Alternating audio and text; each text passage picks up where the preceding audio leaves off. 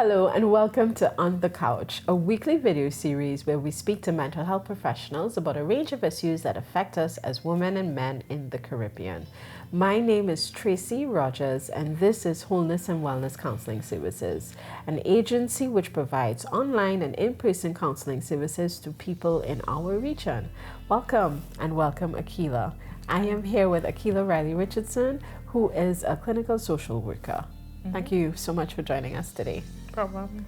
So today we're talking about two, I think, of the most intense emotions for us to experience. Abandonment and rejection. They are primary emotions, meaning they're at the core and root of a lot of hurt and pain for us. And they're emotions that's really difficult for us to access. And I think why it's so difficult for us to deal with abandonment is because we said before that attachment is a biological imperative. And if I can't attach, it means I can't connect and I can't co-regulate and I can't feel safe, meaning I need to have another person to help me day by day to face the world. Yeah. And I think it can lead to a real sense of deep pain for persons who are on the receiving end of abandonment. And it stays with us for a long time. It does. Abandonment can actually get wired into your nervous system. So I had a professor in grad school who would always say, think back to your earliest memory. And most times your earliest memory is a memory of abandonment. It is really, really, if you think back, it is when you felt left and deserted. Because it really hardwires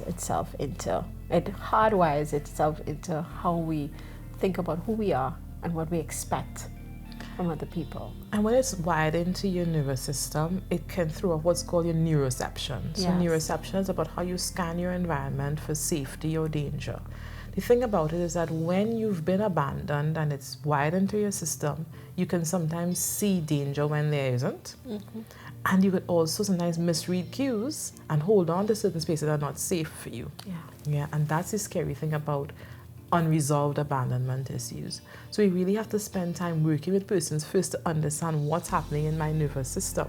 The other thing as well that I've noticed is that when it's wired into your nervous system, and you're in that place, primarily in your sympathetic nervous state, which is the fight or flight stage, and you're trying to not have to deal with, the sense of danger, because that's the other thing that happens, right? When I perceive that I'm not safe in an environment, when I perceive that I'm going to be abandoned, I begin to behave in that way. I could get very desperate, I could get very clingy, love me, love me, love me, please stay with me. I could get very controlling, right? And that then triggers the other person's nervous system as well. Right? Yep. And they then, it's an interesting cycle we get stuck in, that the person feels that you fear being abandoned, so that they then now begin to abandon you, which triggers your feelings of being abandoned, and you just get caught in this over and over. And oftentimes when someone is dealing with abandonment, they don't show up in a therapy room and say, oh, I'm dealing with abandonment. No.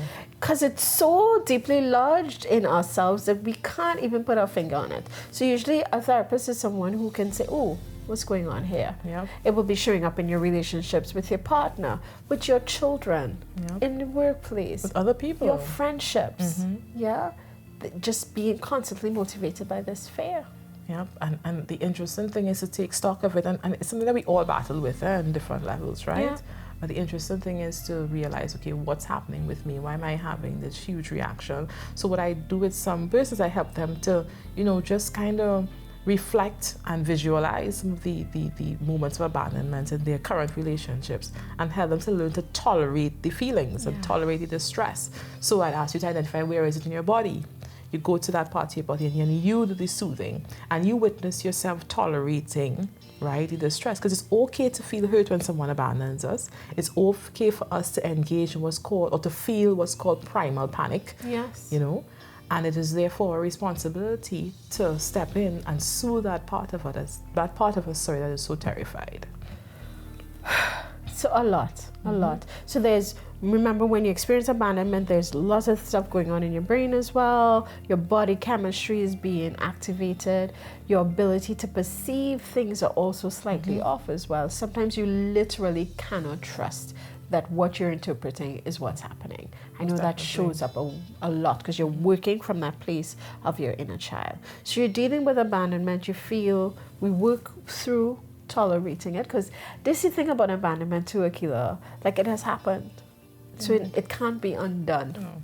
You know, so learning to make this new story, learning to understand it's there, befriend it, so that you're not operating from that place and driven by it, is one of the most important Most definitely. tools you can get. And there are other tools that I hope we could share, going forward. Yeah.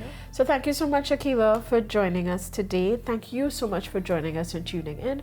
We hope the information that we offer you here is helpful. At Wholeness and Wellness Counseling, we are here. If you need to reach out, we offer a 15-minute consultation. You can do so via our email address, or you can give us a call. Thank you, and take care of yourself.